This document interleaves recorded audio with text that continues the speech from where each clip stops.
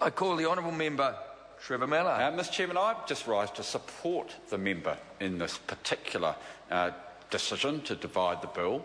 It is absolutely clear, Mr Chairman, that this bill is one which it is very, very necessary to divide, Mr Chairman, because if it was not divided, then we would have a separate act which contained changes to the Income Tax Act and changes to the Paid Parental Leave Act, which were together, and while they of course would not, they would stand as the law of the country, it would make it almost impossible to reference those particular clauses, because they would not sit within the relevant legislation. They would be sitting outside. It would be, Mr Chairman, quite a problem for people who were attempting to refer to the particular clause. It would be a problem for people who were looking for these changes. They would go to the bill and they would find, for example, a 2004 or 2006 changes sitting within the Act, within their particular law libraries, but they wouldn't be able, Mr Chairman, to find this relevant, because the cross-referencing would not be done at all. Mr Chairman, I find it slightly extraordinary that we're having a debate in this area. I think it might be described as unprecedented, and I'm not absolutely certain within the standing orders that it's allowed. But I think, Mr Chairman, it is an interesting test, and I wonder whether in fact I should take a point of order on myself, because certainly if I was on the other side, I would have taken a point of order to say that a speech on the division of a bill is not consistent with the standing orders and speakers' rulings. But it appears, sir, I mean, you're in the dying days of your role in the chair. You are setting precedents. And this is an interesting precedent. I think it's fair to say that it is a precedent that a future speaker will no doubt overrule. But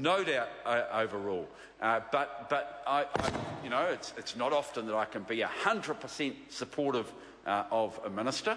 Most of the stuff that we've spoken on previously, I would have said he should have gone further, or he didn't go far enough, even though we were voting for the particular clause.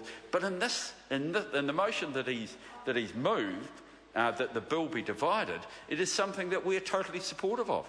It is a wonderful thing to do. It is necessary for the law of the land to be properly interpreted, for the bill, for the particular bills which refer to a number of acts, to be properly placed within those acts. And if we didn't do this, then of course, Mr Chairman, that wouldn't occur. But Mr Chairman, the idea that it gets debated is certainly novel.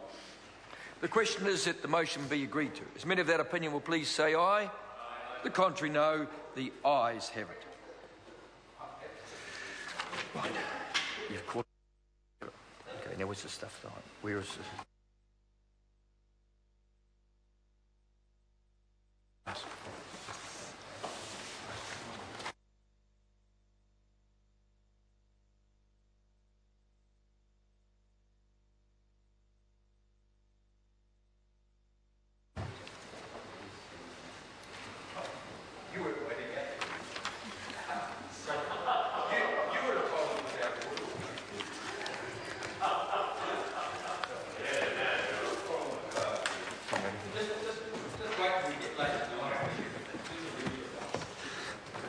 Mr Chairman.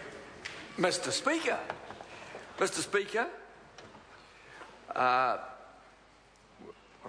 I report this bill without amendment. On the XYZ bill, and I report this bill, these bills... Order.